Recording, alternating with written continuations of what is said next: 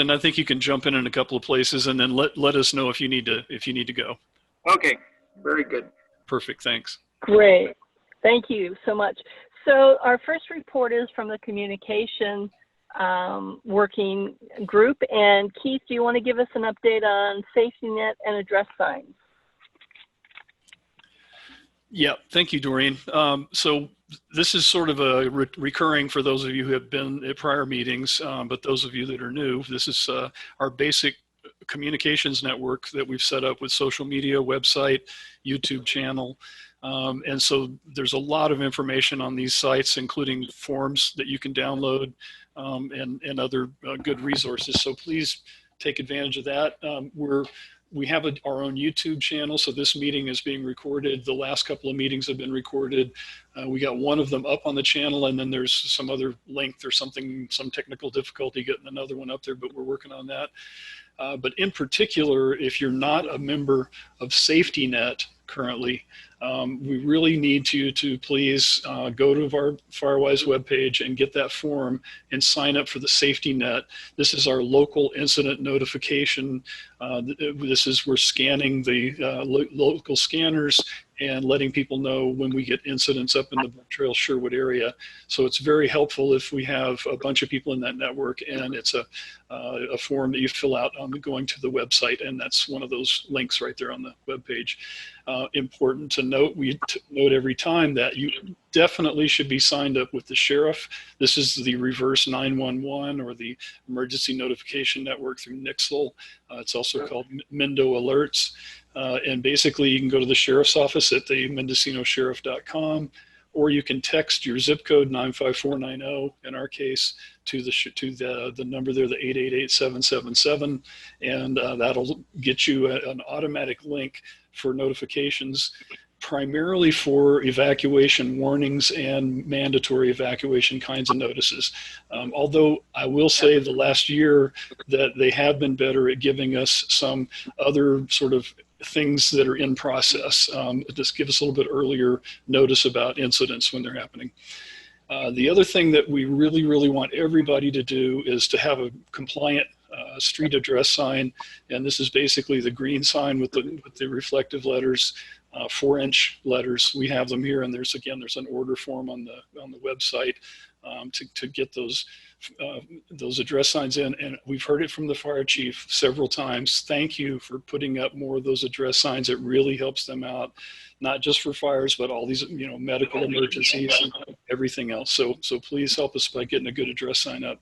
And then some new news, John Limmer, our communications expert, has been working with us and helping us to develop a system that works with an Echo Link, and that will link a ham radio network through computer network and cell phone. So if these ham operators like myself that have difficulty getting a ham radio signal out of the place where I live can access the ham radio signals over the internet. And we're working on that system. So again, we thank John Limmer a lot for all of his support. And we'll talk a little bit about that more later. But if anybody's interested in radio, ham radio or local radio or anything to do with communications, monitoring scanners, please let me know or send an info at sherwoodfirewise.org. That's communications, and so I'm moving to planning and funding. And Brian Ferry-Taylor, if you could sort of pick it up here and start off with, this is sort of reporting about some of our projects underway. If I could interject just one moment, please, this is Doreen, before we move into planning and funding or emergency prep, is I wanted to make sure people were very aware of the Broadcastify station we have it's a download app, and you can listen to any of the responses of the Brooktrails Fire Department, Little Lake Fire Department, or CAL FIRE in our area. This past week, I know many of us lost our power, and then also at least some of us, including myself, lost cell reception. So the very next line of defense that I utilized when I heard helicopters was to turn on my local battery-powered radio. So it's very important that people are aware of different levels of communication, and so they're not left with holes, that there's always another choice to gather information when you are are concerned about a situation. And that's all I wanted to say on that, if we want to go to Brian Perry Taylor now. Thanks, Doreen. Thanks, Sure. Doreen. Well, nice slide, Keith. Thanks for putting that up there. I don't have to read from my notes. As you can see, we won a grant from North Coast Opportunities for $12,000, and this will be for hiring a program coordinator half-time for 6 months, and we're looking forward to getting that position up and running soon.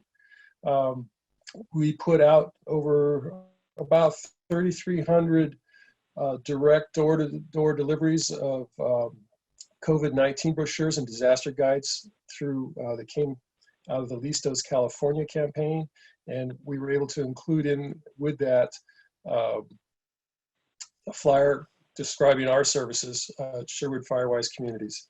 That was a big task. 6 volunteers worked hard on getting those out, and we really appreciate it. Got the word out into the community. The Cal EPA application has been made, and this is going to help us get some labor onto lots to help people clear some brush out.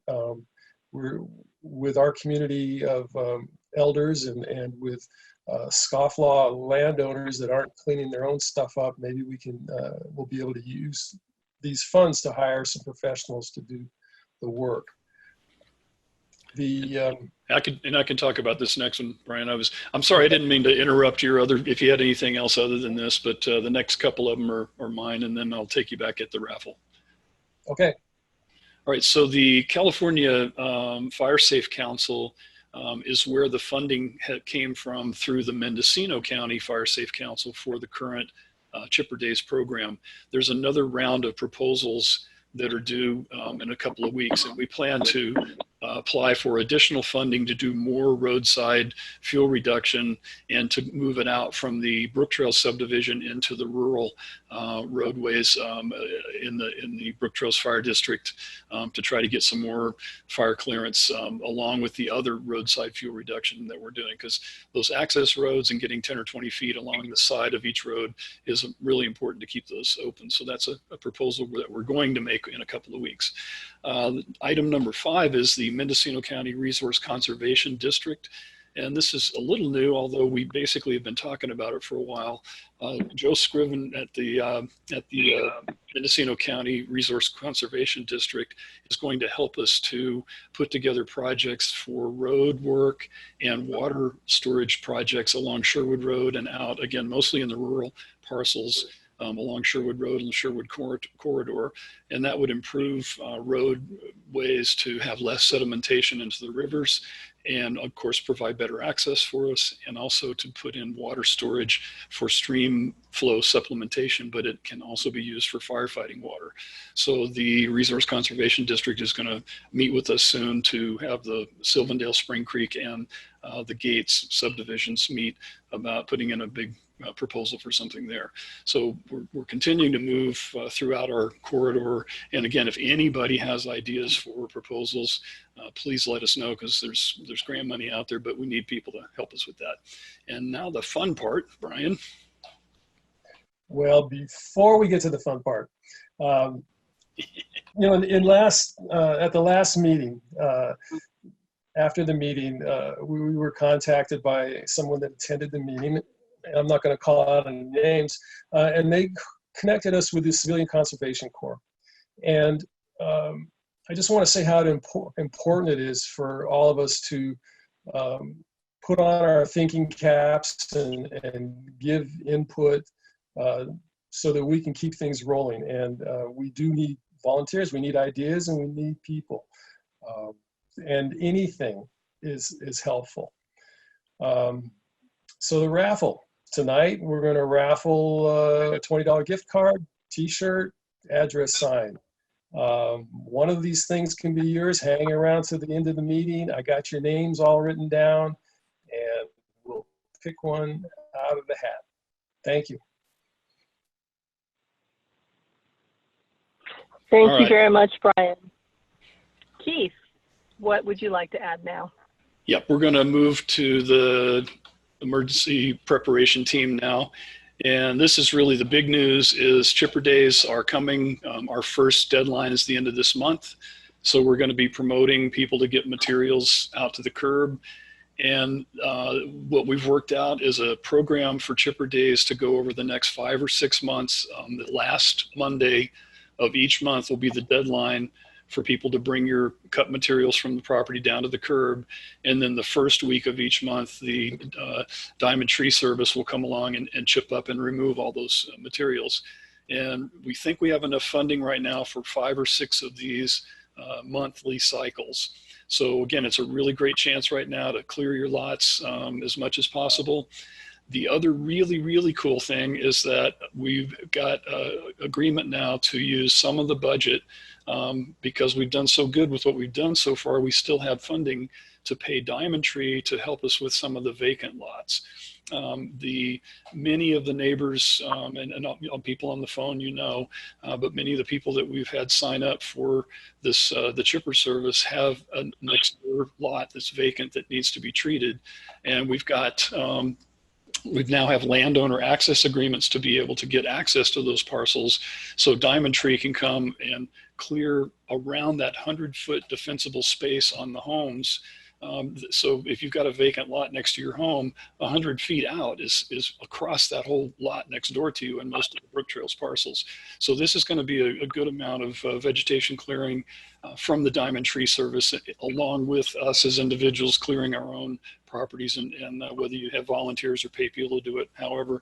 And if you do need assistance, please contact info@sherwoodfirewise.org, and we will try to arrange volunteers. Obviously, we have a lot of constraints with the pandemic and with all of us old people that are having a hard time working all the time anyway, but we'll do the best we can. I want to say one other thing, which is we got a new person that signed up that's a Brooktrails firefighter, a Brooktrails volunteer firefighter that just signed up for a landowner access agreement, and he's coordinating his neighbors and maybe can bring in some volunteer firefighters to help us with this too, especially for people that really need assistance on their property.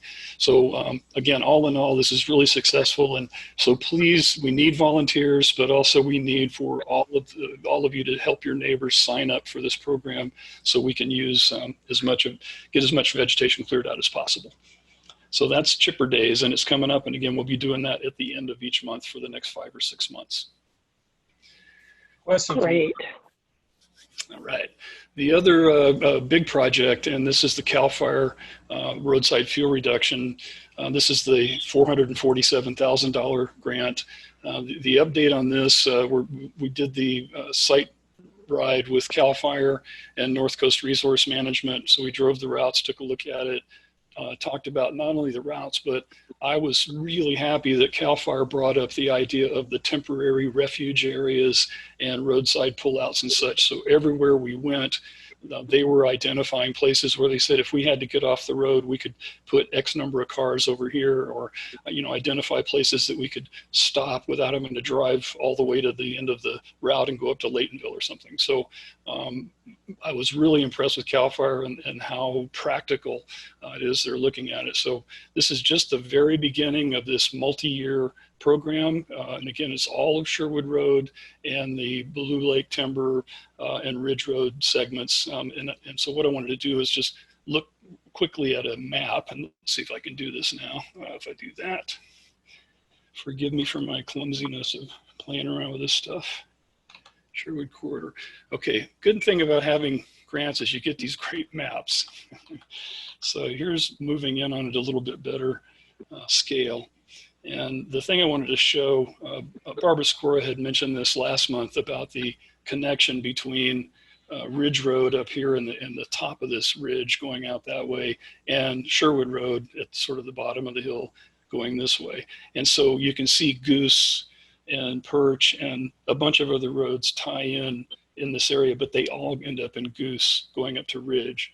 So our thought in this grant, the way it was planned, was that this is our main corridor. Sherwood Road is our evacuation route. But if something happens in here and we can't use Sherwood Road and all these people need to go up the hill to get it out because they can't go down, this would be an alternative route to get out to Sherwood Road further north. Now, Interestingly enough, this is the project we're looking at and we've got funding for. I want to show you this other map that came from the Fire Vulnerability Assessment, which we'll talk a little bit more about, and maybe Supervisor Haschik might speak to it as well. This was done by MCOG just recently with a Caltrans grant to look at various fire vulnerability around the whole county. But one of the things that they looked at was some modeling of what if a fire started and what would it do? And so in this case, they basically said, we're going to pick a house. In this case, the house is right down here on Cobb. That's a little dot. And they said, what if the wind was blowing? So this is in September with 12% relative humidity and a 14-mile-an-hour wind blowing from the north. Excuse me, blowing, they should say blowing to the north. This is a mistake I found here because it starts here, but the neat thing you can see, red, yellow, green, color changes hours. So this is at 1600 hours. And by the time it gets to, you can see how quickly it gets to Sherwood Road here from here, and it's just going out and out and out, and it cuts off Sherwood Road right in here, and this is all Sherwood Road. So one of the models they picked was a fire coming along right there. Then the next model they picked was, well, what if the wind was blowing the other way? Keith, excuse me, we're not seeing these maps. Oh, gosh darn it. Thank you. I need to share my screen. Thank you. That's what I was talking about, my mistake. Okay, let me go there. Here we go. This will make a lot more sense.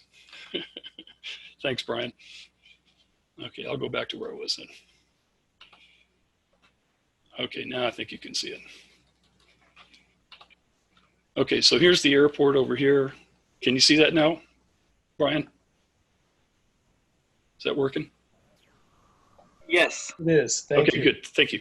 Okay, so this is the house here where the fire starts, and the wind is blowing to the north, and it's spreading this way. You can see it spotting out in front of it. These yellow areas are the early parts. This is Sherwood Road running right along through here. So this first model they did, in the Cobb, by the way, 2 years ago, a house fire started on Cobb. It was a 2-story house and it got into the 2nd story, but they got it out. The other model they said was, what if the wind was blowing the other direction? And so again, here's the house here. Now the wind's blowing to the south. Same thing, you can see how it blows across Sherwood Road. So this whole area is basically taken out of contention as far as both ingress and egress. So it's a really tough situation. So the point of it is that Sherwood Road going north and also the emergency exit routes, and I'm going to talk about them in a minute, are the things that we've been working on to have more possibilities of getting out of the subdivisions and getting out of our parcels in the case of a major conflagration going on. Okay, so I'm going to jump back to, let's see. Nope.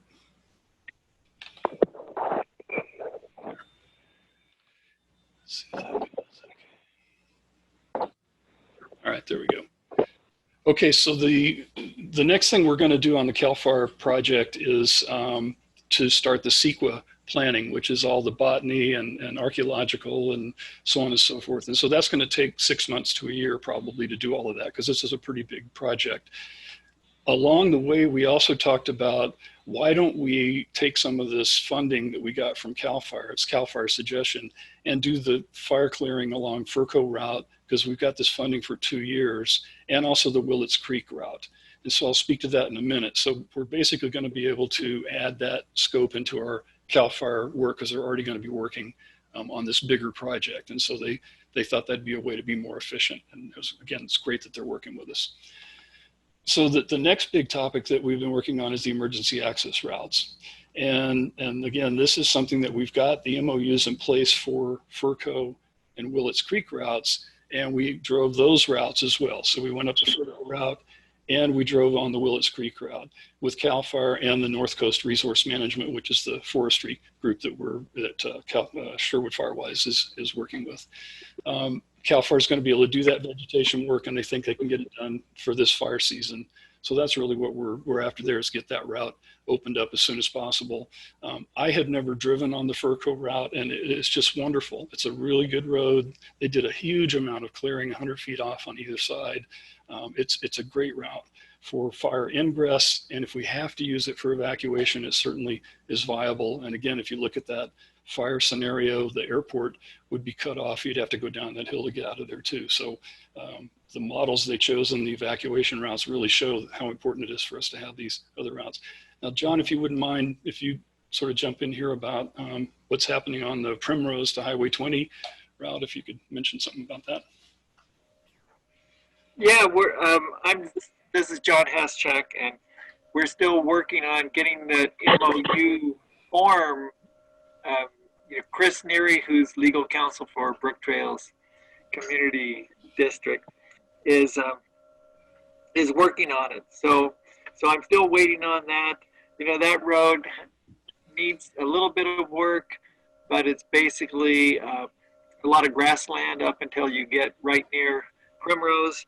And the other part of that is that the Primrose slide out, I just talked to Howard DeShiel the other day, who's the director of transportation for the county, and they got the money for it, and so they are scheduling it for this summer to do the road repair where the one lane is washed out from the floods of 2017.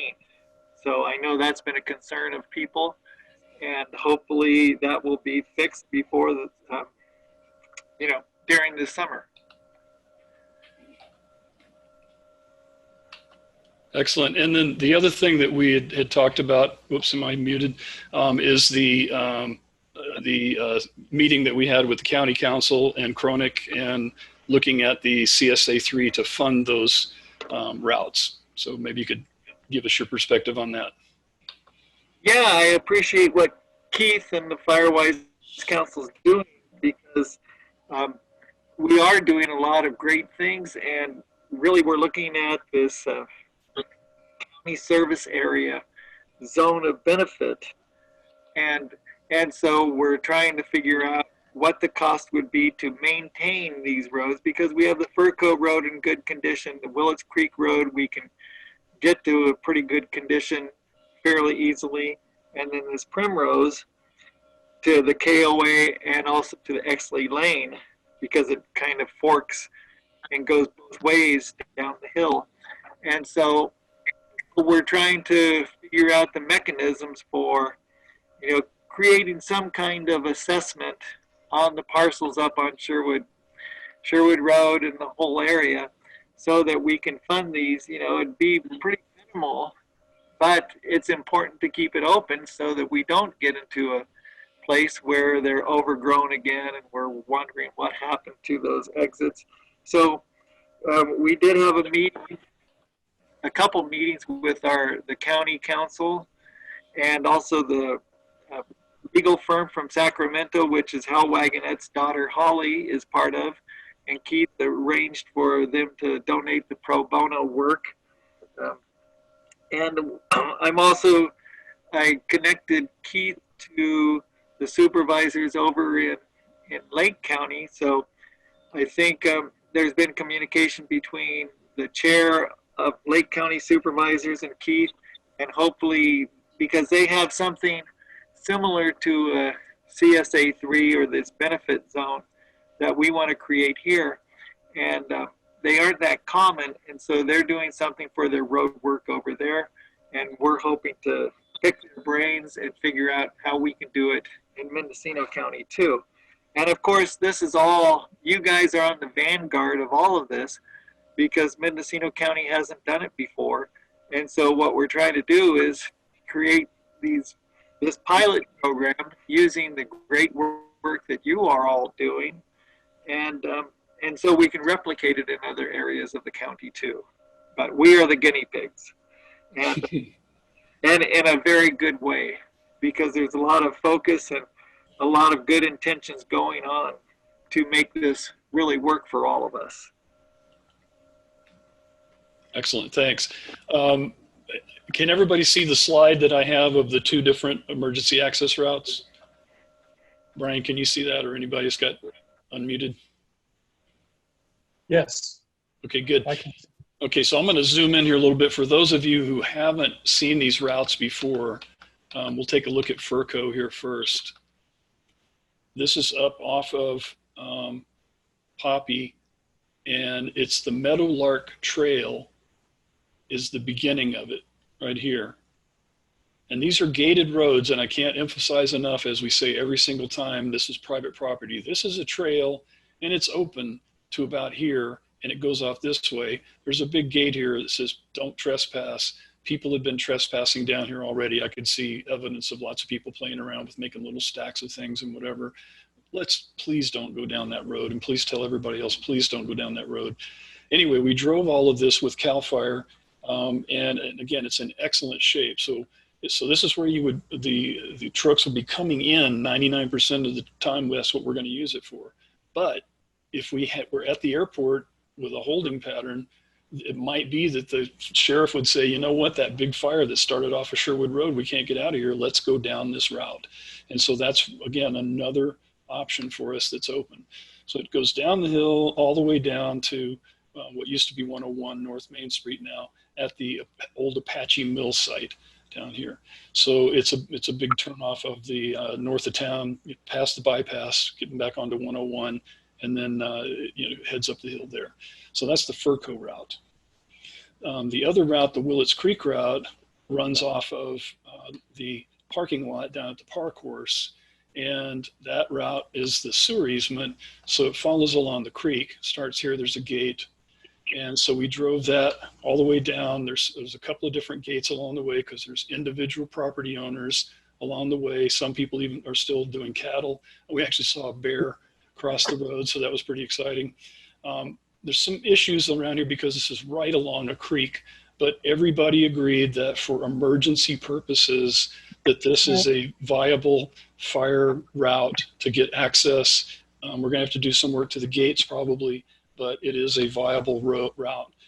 And then it comes right out here at Mill Creek and heads down into Willets. So the trucks could come in this way and fight a fire on the south flank of the subdivision, getting access up the Willets Creek route. And again, that's probably the railroad grade that we. It used to be the railroad grade, exactly. Yeah. So it's a nice gentle grade, although it is a very narrow road in many places, and it might be hard to get, say, like a transfer truck with a bulldozer on it or something like that. Might have a hard time doing that. So that's what we're looking at now. But the other thing I wanted to show you, though, while we're talking emergency access, you heard Supervisor Haschuk was talking about the other route on the south end of the subdivision. And again, we're getting these better maps as we get our consultants to help us. Okay, so this is the Ridge Road that goes out to Blue Lake heading that way, and there's Goose across that way. But you can see here where Ridge Road runs along the top of the ridge, but it's blanked out in these few places. It was part of the original road system design, but it crossed into properties that didn't become part of the subdivision, and the roads didn't get accepted into the county road system. There's still roadways there, but that's something that we want to reconnect. So again, anybody coming up the hill would have a place to exit out through here. There's gates and there's other things along these roads. But you can also see, here's Exley Lane in Willets. And notice, I had never seen this particular map before. This goes up and curves around and comes back down to Highway 20, and it's all called Exley Lane right there, Exley Lane. So this is the route that comes off of Primrose, comes down and either goes over to Exley Lane or comes down to where the KOA campground is. Again, this is a great path for a fire attack on the skunk train line, starting a fire that's coming up the hill into the southern part of the subdivision, for fighting a fire here, or coming down from the top to fight the fire, or if we have to evacuate because there's a fire coming down that hill. There's multiple purposes for these access routes, but that's the one that John just mentioned that they're working on getting the MO, or Chris Neary's working on getting the MOUs in place. And we're going to discuss this in our Q&A kind of stuff if people have questions about that, but we're making great progress on it, is the point. Okay, so I'm going to go back to the slides. This is so much fun trying to figure this stuff out. Okay, let's see what I need to do. Go on the current slide. Let's see, that worked. Okay. And Doreen, you can't even see this stuff, so you're sitting there looking at a phone. That's right. Okay. All right. So tonight we wanted to focus our topic section on home ignition zone. Some of this information we had before. Anybody that wants a copy of this PowerPoint, send the info@sherwoodfirewise.org and we'll send you a copy for these things. But the readyforwildfire.org site is a really good one. That's our local CAL FIRE, Ready, Set, Go, all the basic stuff's there. So a ton of good videos. And then we picked a couple of videos there, and we're going to look at one tonight that I think is really good. It's a National Fire Protection Association, and some of you may have seen it before. Even it has some pieces in it that you see in almost all the different videos, but it's a really good walk around our house. We're going to take a look at that. So this is where you get your popcorn out kind of thing. And then we're going to do a checklist after that video while it's fresh in our minds. And this is the checklist that's on the Sherwood Firewise website that you can download and go around your house and write down all the notes about it and what you're doing. And then at the bottom of this page on your screen is Anthony Masusko's fire captain contact information, and Tony can make an appointment for you. They have a bunch of different people there that are CAL FIRE home inspection people. They like to do this. They have a bunch of educational materials. And if you have any questions about things that you're not sure about, they'd love to come out and talk to you. And they're not looking to bust anybody for anything. It's not that kind of thing at all. They just want people to be safe, and they're very, very, very friendly. So please, people, do that too. Okay, so now I'm supposed to go to the video. All right, so let's try this. Let's see, Keith? Yes. Oh, can I finish up my report before? Yeah, I'm sorry, John. That's exactly what I had right here before the video. I said, John, finish up. There we go. Thank you. All right. Well, first of all, I'd like to say that we just had our budget hearings on Tuesday and Wednesday. They were long, kind of grueling days. But the good news that came from it was that the Mendocino County Fire Safe Council, which had a $100,000 budget last year, and it was proposed that it got reduced to $25,000. Well, we were able to keep the funding at $100,000. So that is great news. There was lots of communication on that, and certainly from the Sherwood Fire Safe Council, Firewise Council, that you guys put in some letters, and I appreciate that, because all that support really helped the cause to keep that funding stable, because they're doing great work all around the county, and certainly up in our area, they're necessary. And the budget was very tight this year because we don't know what's going to happen with all the sales tax and these other, like the transit occupancy tax that comes in from the hotels on the coast mainly. That is going to be way down this year, so it was a very tight budget. And there was also a proposal to decrease the amount that the fire departments got from Prop 172, which is the teeter fund. And the proposal was, because we were getting supposedly this money from private campgrounds, that ordinance that just got passed by the people in March. And so private campgrounds will now contribute money, and that money will be earmarked for fire districts. But it certainly won't be that much this year because the private campgrounds have been closed. But the proposal was that money from the private campgrounds would replace the teeter fund, the Prop 172 money. So in essence, our fire districts would get the same amount instead of an increase. And I said that was not right, that is like a shell game, and that's not what people expected to happen with this increase, tax for private campgrounds. And so luckily that argument prevailed, and we will be fully funding the fire districts along with this extra money coming in from the private campgrounds when we get back to, camping private, in those places and getting that tax. On June 22nd, from 10 to 12, there's going to be a virtual meeting of the fire vulnerability assessment plan.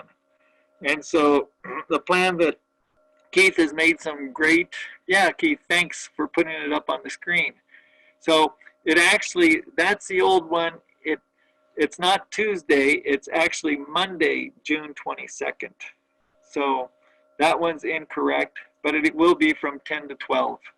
Okay, and so they did some work in gathering a lot of information about what's going on, and certainly they are correct in noting that Brooktrails is a real, concern.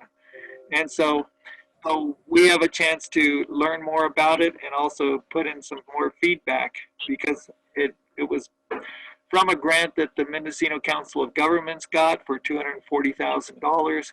I'm on that committee, and so we want to make that assessment as relevant and applicable as possible to our community. Any questions about that? Okay, Keith has done a great analysis of that whole document, and I think his points will be really pertinent to what we're doing. Okay, so I hope that people can tune into that if possible.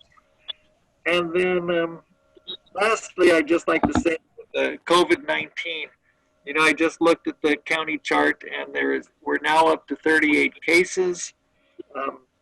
Luckily, none of them are in intensive care, none are in the hospital right now, and so there's like 9 people in isolation. And so we have a system set up where we've been able to flatten the curve.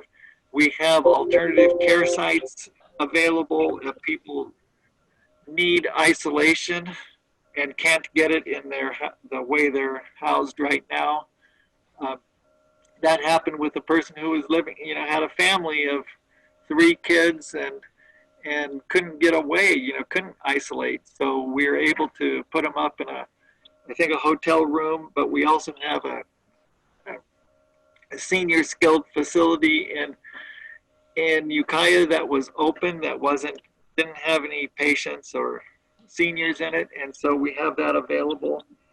Our health officer was going to take another job in San Diego, but we were able to keep her on at 20 hours a week until the new year, because we haven't been able to find a public health officer replacement for her. And I think she's been doing a really exceptional job and working day and night for the last 100 days or so. And really, it's a very stressful job. Certainly, people don't like to be sheltering in place for so long, and some of the health orders have not been popular, but at the same time, we've been able to keep the community safe and healthy. And what's going on in Santa Rosa and Sonoma County is very concerning, because it's so close, and yet they have so much community spread down there. They're up to 600 cases right now, I think. So that's a concern, and I'm grateful that we have some continuity with the public health officer. And then the reopening, on June 12th, the governor said, well, that's tomorrow, the governor said that we can go to the next phase, and we can open up some of the phase 3, which are the higher risk entities, such as bars and restaurants and gyms and lodging. And so for Mendocino County, certainly on the coast, the lodging is kind of the lifeblood of their economy, along with restaurants and tourism. And the concern is that when we start opening those up, that more COVID-19 cases will come to Mendocino County. And so we got to be very careful on that. But the public health officer has been working with the lodging and trying to make a protocol that really will keep us as safe as possible. And one of my concerns, because I had 30 years in the classroom, is what's going to happen with schools. And so I've asked the public health officer several times about what kind of guidance will be available to schools. And I think that the public health officer should be a participant in telling schools what it needs to look like to keep us all safe, because such a high percentage of our population is connected to schools, whether it's students, parents, grandparents, teachers, staff. We want to keep our schools safe. We want kids to go learn, but we also want them to be safe. So I hope that we can start working as a county on those protocols to make sure that when we go back to school, if it's in August, that we can go back with some assurance that there's real plans in place to make us all feel safe and know that our kids are safe and getting the education they need. So with that, I think that's pretty much what I have on my list. If there's any questions, I'm certainly available. So, and if you want to give me a call, I'm at 707-972-4214, or you can always email me at haschak, JHASCHAKJ, at mendocinocounty.org. So if there's any questions, I'm here. Anyway, and I really want to thank Keith, the whole team that you have that is just doing incredible work, because, I got a call the other night from a woman who said, I am so scared. I live up in Brooktrails on Crawford, and that, there was a fire and I just don't know what we're going to do. I can't sleep at night. And I told her everything that the Sherwood Firewise Council was doing. And by the end of the call, she was going, well, thank you so much. And I said, don't thank me, thank the Firewise Council and those people that are committed to making our community safer. And she was just so appreciative. She said she was going to be on the next Firewise video virtual conference. But so anyway, I just want to thank you and pass that appreciation on to all of you. Absolutely, John, and we all definitely thank you too. I wish we had a Zoom needs to have a virtual applause button, right, where you can have a little bit of audience applause, or at least thumbs up. A lot of thumbs up flashing. We do have a chat thing for anybody, by the way, if you want to do. But if anybody wants to unmute right now and talk with John, we've got time. I mean, we're just not even through our first hour here. But if not, he gave you his contact info, and we can keep moving forward. So does anybody want to ask John a question or have a statement? Yeah, I have a question. And that is, I'm looking for that link so I can click on it and make a shortcut on my screen rather than having to type all those letters and numbers in. And I think I found it on the panel at MendocinoCOG.org. Probably I can pick that up. And that's right. Yeah. That's that part. On the link and make a shortcut on the desktop. Yep. Yeah, if you had the PDF, if you weren't just looking at a video on it, you would have that. You can see on this one I'm looking at the PDF file, that is a link, and also the Mendocino COG is a link. But that's what you should do if you're just looking at this right now, is go to MendocinoCOG.org, Mendocino COG, and do that. And John, thank you so much for that. And anybody that wants to get a copy of the vulnerability assessment, this is this June 22nd meeting is their public forum, and you could look at that document ahead of time. Again, there's not a whole lot in there that we haven't heard before, although I thought it was interesting that they talked about using helicopters with loudspeakers flying over neighborhoods when it comes time for evacuation as an alternative, which isn't totally unbelievable, but those are the kinds of things that we've heard before. But anyway, the fire modeling that I showed you all earlier, to me, that was I've been trying to get that kind of thinking as far as what are the likely scenarios. Let's do some system checking on different scenarios and look at what we would do to be prepared. And I know the fire chiefs do that. We need to do that more as a community. emergency, because when something happens, we don't want to be thinking about what to do at that point. We already want to have various plans for alternatives depending on the information that we have at the time. So, so anyway, John is still on the line. Did anybody, before he does sign off, because our next thing is to start a little 15-minute video and then have a discussion afterwards.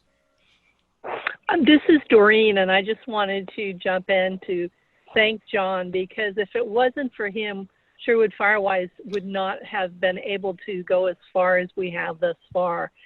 John has helped us every step of the way, and it's just been a wonderful partnership, and he has been so available to the community and has the intention of making us all safer. So I can't thank you enough. And I happen to have watched some of the Board of Soups meeting the other day online, and it was not easy to go through that budgetary process. So fully funding both the Mendocino Fire Safe Council and the fire departments, and advocating for all these additional emergency access roads is greatly, greatly appreciated. Well, thank you, Doreen. And I did put my contact information into the chat box. So Good. if anyone has any further questions, or you need that flyer about the fire vulnerability assessment meeting, just let me know. Thank you, John.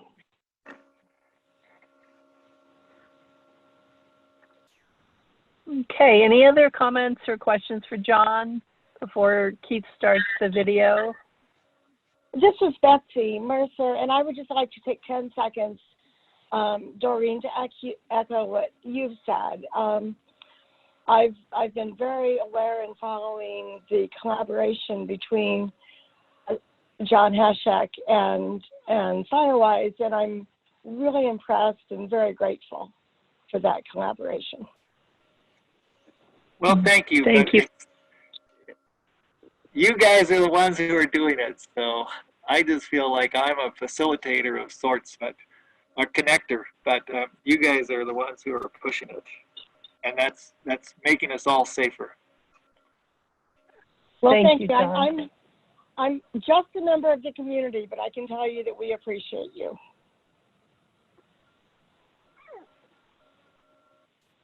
Okay, any other comments or questions of John?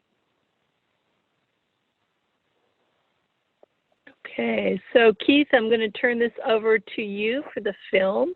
And unless there's any other business to announce or discuss, and because it will be a video, I'm going to leave the rest of the call and leave it in good hands with you and Brian. Okay, you'll miss the raffle then, unfortunately, but that's okay. I will. Okay. Thank you. You bet. You bet. Thanks, Doreen. Okay. Sure. Bye-bye. Bye. All right. So, so this video, it's only 13 minutes long, so it's not a big one. But this is, think about this being your house, and you're walking around your house, and does this look anything like what you see at your place?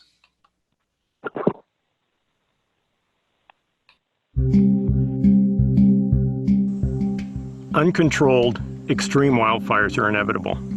These are the conditions when wildland-urban interface disasters occur. The hundreds to thousands of houses destroyed during a wildfire. Does that mean that the wildland-urban interface disasters are inevitable as well? No. We have great opportunities as homeowners to prevent our houses from igniting during wildfires.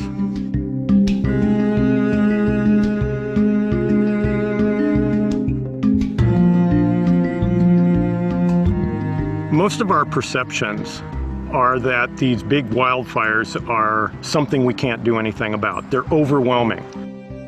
If huge organizations can't control the wildfire, how is it that somehow I can do something to my house to keep it from burning down? It's not a matter of controlling the wildfire. It's a matter of changing those conditions of the house and its immediate surroundings. There's a lot that we can do to the little things, to our house and its immediate surroundings, in order to reduce the ignition potential of that house.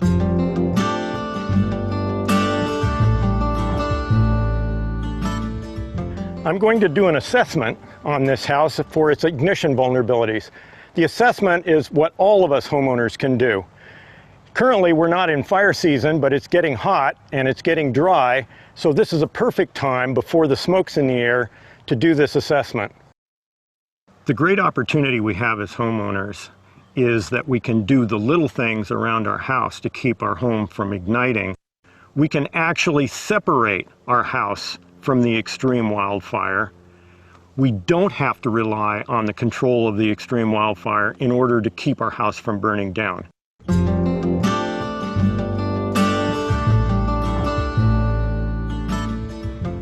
Over the last 30 years, my colleagues and I have done research involving laboratory experiments, field experiments, and post-fire disaster assessments to quantify and qualify the relationship between a wildfire and a destroyed home.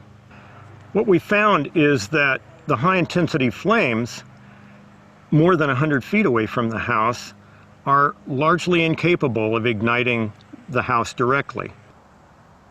It's the little things that seem to be destroying the houses. The burning embers, we call them firebrands, lofted out of the high-intensity wildfire to land in the community, sometimes directly on houses as well as the surroundings. It's not 100-foot flames, it's a pile of firebrands that would fit in the palm of our hand. So my colleagues and I designed a firebrand, an ember shower demonstration. We have a full-size house. It's got bark mulch and pine needles around the base. It's got pine needles in the rain gutters. It's got pine needles on the roof. We have an ember generator that then casts a brand blizzard at this house.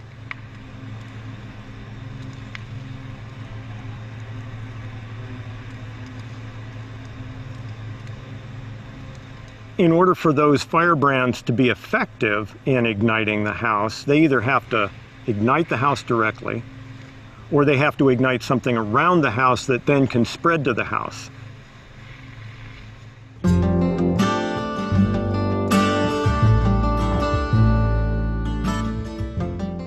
The main factors determining this home's ignition potential are right here.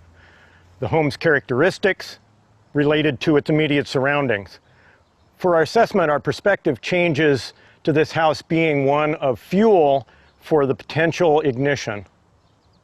Look around your house and see where the litter, the leaves, and the needles have piled up, and visualize that that's going to be where firebrands begin to pile up and collect. So here we have pine needle litter right up next to the house. It's on the steps. It could ignite and start this wall and step area on fire. It also can ignite on this lathing, which is right up underneath the wood shingle siding, and ignite that. This doesn't burn with high intensities. It burns with low intensities, but it's extremely important. In fact, on this house, it easily could be the critical factor that leads to its total destruction. If this house had rain gutters, this litter would be in the rain gutters, potentially igniting and putting flame right up at the eave line, potentially igniting the roof and going into the attic. On this side of the house, what our attention should be on is this gable vent. It's the most exposed kind of vent. I noticed that it's got fine mesh screen, which certainly helps keep large firebrands from going into the attic and potentially igniting this house. One of the things we looked at were vents during the brand blizzard. The brands are directly impacting that vent opening. The burning brands can blow right into the attic and potentially ignite the material that's in the attic. The remedy is simple. All we have to do is use finer mesh screen to cover the openings. One of the important aspects that we demonstrated was that you don't have to have a metal roof in order to keep the house from igniting from firebrands. What we showed was that any roof that doesn't ignite and spread fire can survive the brand blizzard. So as we previously demonstrated, composition shingle roofs with pine needles on them don't represent a significant ignition problem. But look here, we've got a wood-sided wall coming down to the top of the roof where this needle deposition, when it ignites, is going to put flame contact right on the side of the wood wall. This results in flame contact and high ignition potential, resulting in the destruction of this house. The house includes more than just itself if there are outbuildings that are close enough to ignite and spread to the house. So maybe we have a shed or we've got a chicken coop, which then can burn long enough to ignite the shed that's next to that, which then ignites and burns sufficiently in order to ignite the house. So we need to be as concerned about the surroundings of our outbuildings and their condition as we do our house.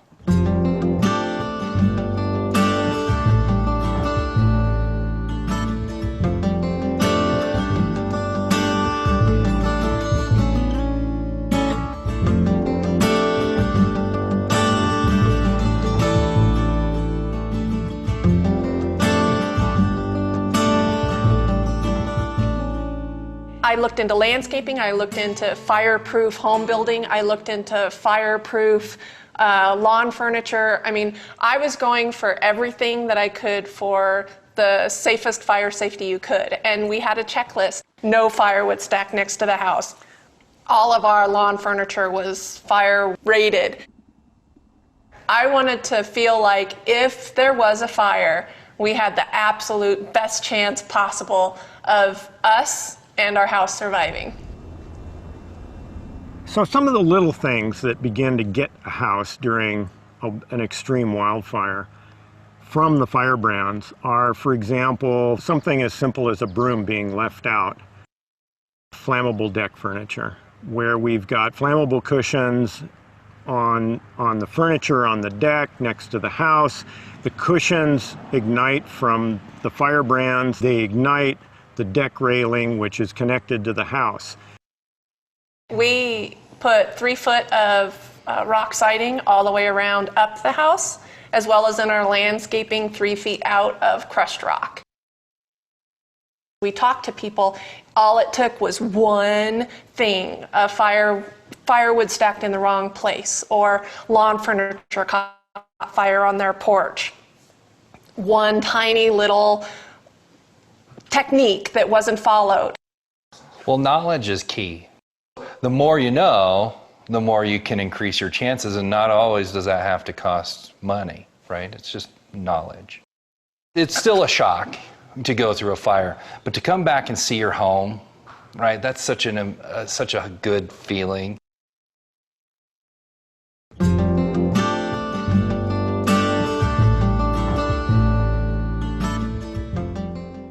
Flame contact on the house is a really bad idea. What we want to make sure of is that we don't get flame contact on the house. We don't have a fire burning across pine needle litter, for example, and making direct contact with the house. But that only takes 5 feet around the house in order to keep the flames away. Let's take a look at the surrounding area of the house. Adjacent to this wood wall, we've got these green shrubs. So the question is, are these green shrubs a big problem and do they have to be removed? Well, as long as we've got green foliage without dead material, we're pretty good. But if we take a look, we've got dead material in the canopy and we've got dead material deposited under the wood wall. What we want to do to keep the shrubs is to prune out all the dead material within the canopy as well as underneath in order to keep the wall and the shrubs from igniting.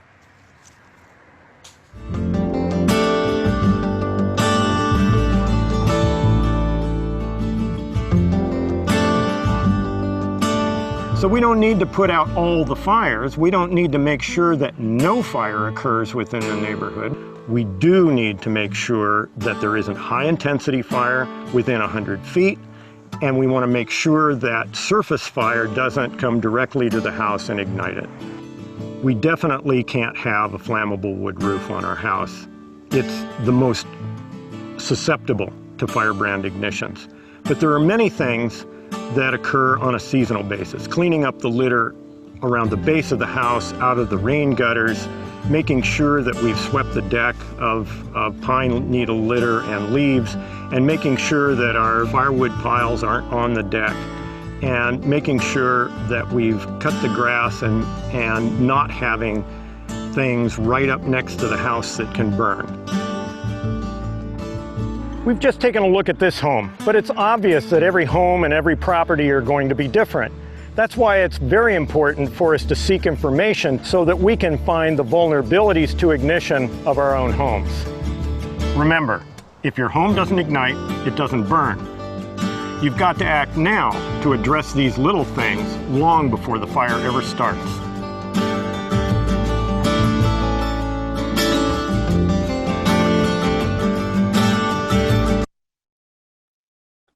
All right, so here we are back. The thing we have after this, while it's fresh in our minds, I just want to point out this is our checklist that we have on the Sherwood Firewise website. And basically, as you saw just from that video clip, starting with things like the roof and working through things like vents. A couple things to point out. You may have noticed he said the composition shingles, even with a bunch of pine needles on it, is not going to start your house on fire. It's a fire rated roof, and so it will withstand those embers, whereas a shake roof won't do that. Vents, we talked about the extra screen in there to put a smaller mesh screen, or to get some of the really fancy, the Vulcan vents or whatever. There's many things out there. And again, I'm not going to go through all of this. It's on our website, but this is a good checklist. I'd like for each of you to go to the website, get this checklist, print out one, walk around your house, and just make a checklist, because as you saw from that video, the most important piece that the person said was one little thing is all it took. And we know anybody that's been through an emergency situation that that there's that one little thing that could have changed a whole lot of things from not happening if we would have just been able to do everything. So, right now is a tough time for mowing and raking and getting all those leaves out of your gutter and so on and so forth. But even things like your deck furniture, and especially once we get into this high fire danger where you may have to evacuate, think about being able to take things around your house and just literally throw them 10, 20, 30 feet away from your house. Anything that might burn, don't worry about moving it, just get it out of the way before you run off, because again, any of those embers can start a bad fire and burn your house down. And that's what we've seen, is about 80% of the homes that burn because of embers, not because of big flames coming and taking them out, unless it's a house next door, which we have that issue too. So I think that's going to be what I wanted to do there. I'll go back to the slides and we can do a little question and answer for anybody that's interested in asking any questions or making any more comments. So let's do that and that. There it is. Okay. Anybody? I have a comment. Thank you.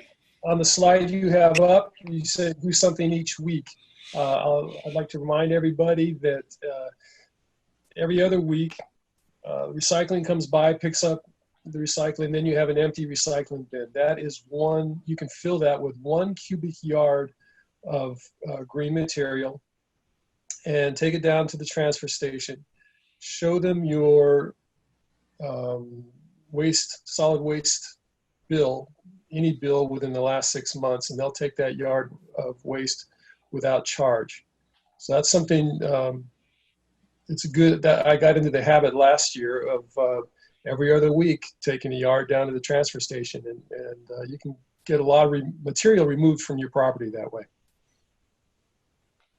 Great idea. Okay, and again, Keith, I've got a question. Yes, please. Earlier in the presentation, you showed the chipping was going to take place, but no location. Where is going to be somewhat of a route where that's going to be picking up materials for chipping, or is it? How does that work? Great question. Thanks, Larry. Yeah, so the plan is that people that have signed the landowner access agreements are on the list of potential sites. And we will be surveying for everybody that's bringing that material down to then notify the tree service folks of where to pick up the chips. So basically, we're going to need to coordinate as people are putting material out. We're going to need to know who's putting material out so that we can guide the folks. Now, what we're trying to do is keep groups together so that, for example, the Birch neighborhood, we did a lot of work so that it's a concentrated area, so there's not a whole lot of driving going on, but they are willing to drive all the way to one person's home to get the chip, to get the materials from their property at this point, even though it's not the most efficient thing. We want to get the materials out of there. So what we're going to try to do is to get people to work together with your neighbors so that you can get several people together, relatively close together with piles on that deadline of each last Monday of each month. And then, like I say, we'll need to have people notify us at that info@sherwoodfirewise.org that you have a pile out, so we'll know to come pick it up. And then we'll be scheduling those. They should be out around the first week of July, but it's sort of open-ended so we can make it flexible for the tree service folks to fit it into their schedule. But they do want to do a full day when they come up, so they're going to bring their whole crew up and to put in a full day when they come. So we want to make sure we have everything ready to go by the time they get here. But that's a great question. Thanks, Larry. How about anybody else?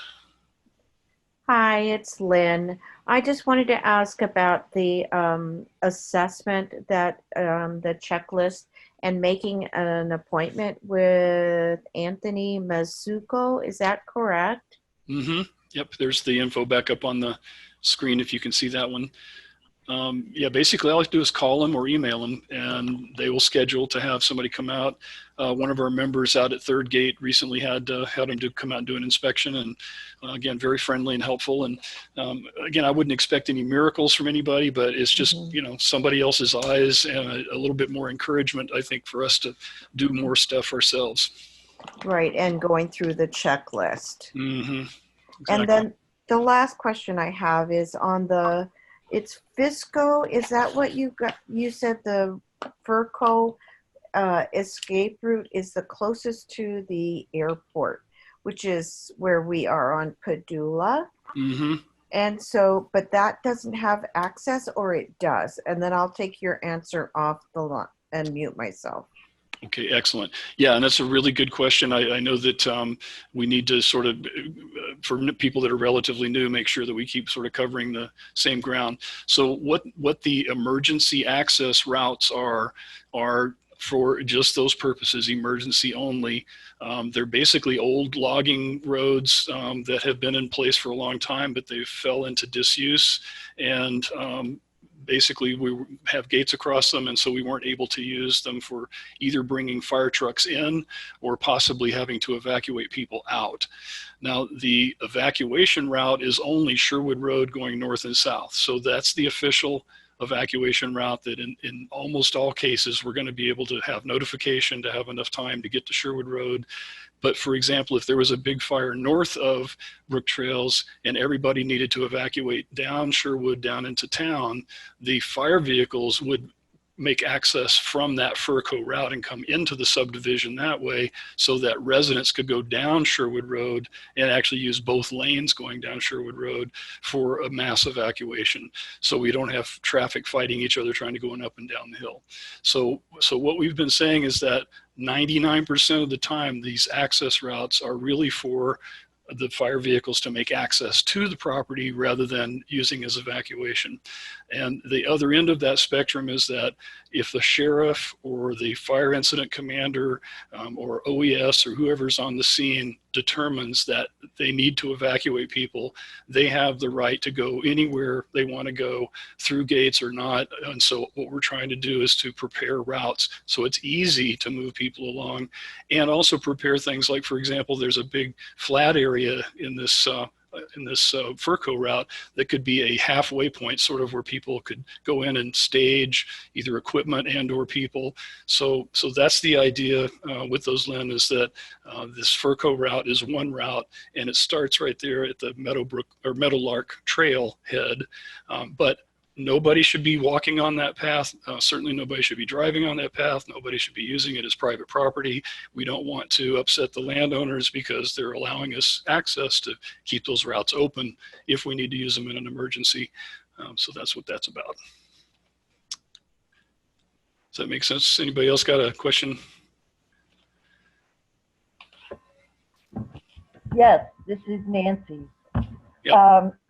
Your checklist did not show on the screen. Could you show that again? Okay. The checklist.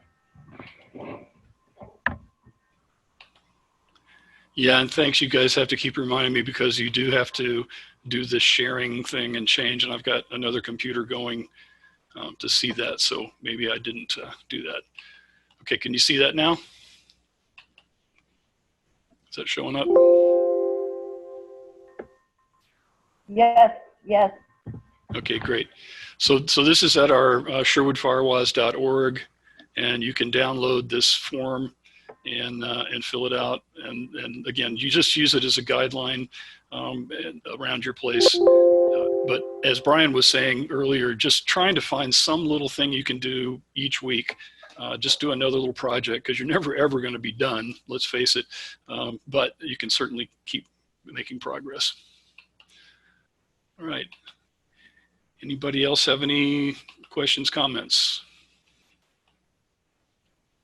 I wasn't here earlier. I had to do some other stuff, but I haven't been able to load the what?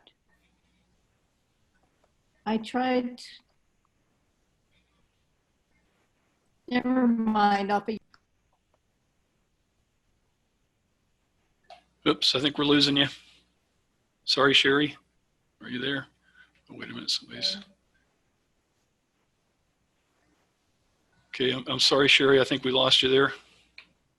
I haven't been able to download the scanner, or when I do, it's not the scanner, it's something else going on. And you're talking about the Broadcastify app for the phone? Yes. Okay, why don't I can talk to you separately about that, and we'll see, because there's a couple of different Broadcastify apps, and there's one for cell phones and there's one for computers, and so it may be making a difference there. I've been trying to use my phone, and I was using the app that I've used all along, and I noticed other people had a problem with it too. Okay. Mine's been working, so I'm not sure why.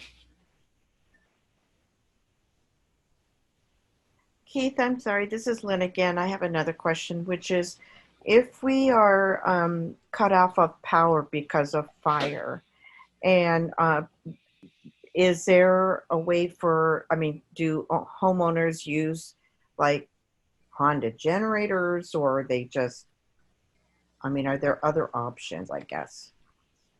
Yeah, and backup power has become a big deal, and certainly having a generator is a pretty common solution, but it also has problems associated with it of the type of generator that you get and the safety of using it and storing the fuel and all of that. So won't go into too long-winded an explanation about generators, but it is important that safety is the number one thing. And I would recommend using a propane generator, or if you have natural gas, nobody up in Brooktrails does, but propane is probably a good idea rather than gasoline if you have propane that you're using at your house, because it's easier to keep over a long period of time. Gasoline has issues with not being used in a while. So, if you're waiting for that power outage and you go out and try to start it up and the gas is bad or whatever, it's that kind of thing. Generators have maintenance.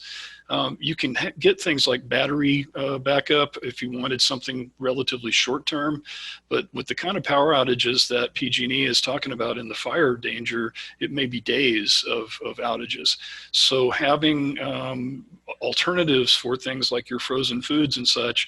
If you do get in a long-term outage, that's where a generator can come in, or have alternatives where somebody else that you know in your block maybe has a freezer that you could temporarily move some food into.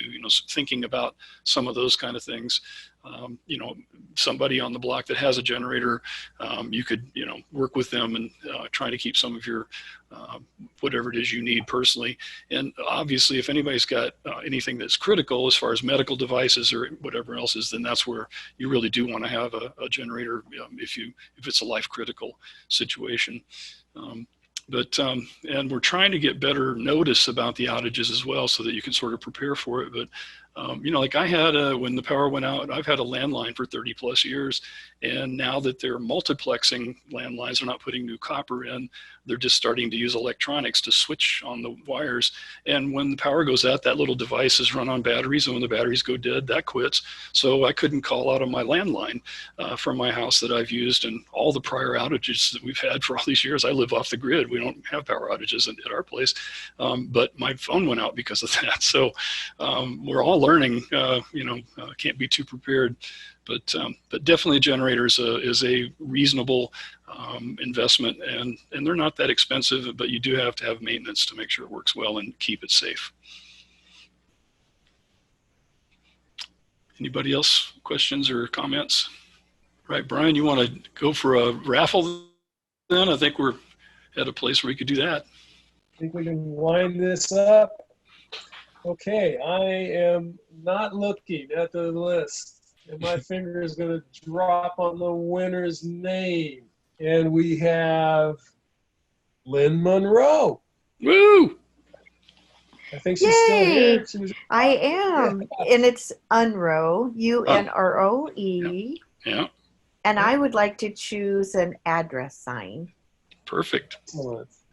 So Lynn, if I could ask you to send us an email at info@sherwoodfirewise.org and give us your address. And then whether you want, if you want, there's an order form on the website, but basically you can either get it horizontal or vertical. So you might want to look at our website, sherwoodfirewise.org, and download or just look at the form for the address signs. And because again, they can be horizontal or vertical, you can have it offset or centered. I mean, there's a couple of options. So why don't you take a look at that and let us know, and we'll take care of it. Excellent. Thank you. Yeah. Congrats. Hello, this is Michael. I'm Lynn's husband, and I really want to appreciate what you're doing. Yeah. We've been members of COMSI for a long time, and we would like to participate, and we'll talk to you about that some other time. Great. Well, welcome. Thank you so much. Yep. Yeah, Supervisor Hastic really said something earlier about, I think he used the word vanguard, but our group has been very effective in moving the local Brooktrails district to make moves they wouldn't have made otherwise, and to have the county back and support us as well. And now we've even moved up into the state with the California Fire Safe Council and CAL FIRE.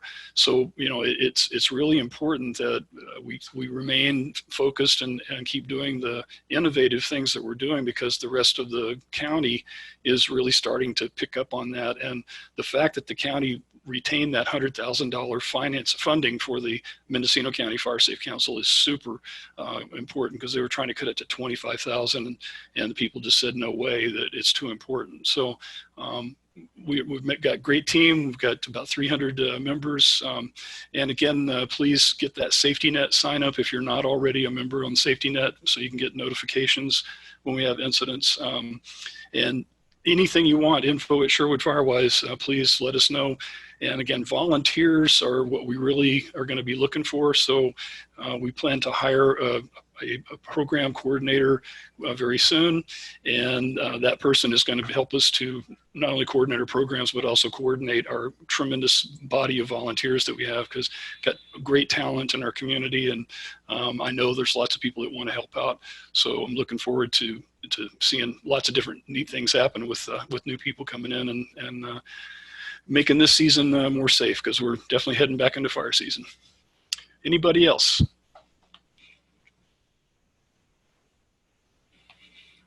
All right. Well, I will call. I guess this is an hour and a half. That's pretty efficient, everybody, and I really appreciate the time people are putting in on this. Again, please chat on this mechanism or send us emails to info@Sherwood Firewise with your comments. Everything you send in to us helps. Little comments about, I didn't know anything about this and now I feel better and I'm going to do something that I wouldn't have done before, whatever it is you want to say. Those kinds of testimonials or comments show that we're doing good work, and that's the kind of thing that the funding entities want to see from us. So that documents for them. And this meeting is recorded too, so the things that people are saying or the chats that are going in, we can all, again, we can sort of look back at that and help for future fundraising. So it's very important that we all work together on that, because that's what's bringing in the grants and keeping the projects rolling. And now that you're ready to wind up the meeting, let me add to that many of our grants require or ask for in-kind contributions.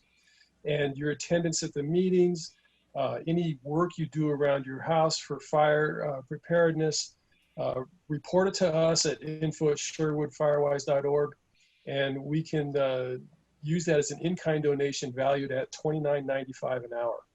So it's really useful if you keep us in mind and let us know what you're doing to make your place and your neighbors more safe. Thank you. Thank you, Brian. All right, well, we'll do a countdown. If I don't see anybody raise their unmute, then we'll call it a night. And thanks, everybody. We'll do this again next month. We're going to do it the second Thursday of each month, so we'll be sending out notices on that. And thanks again, everybody. Be safe.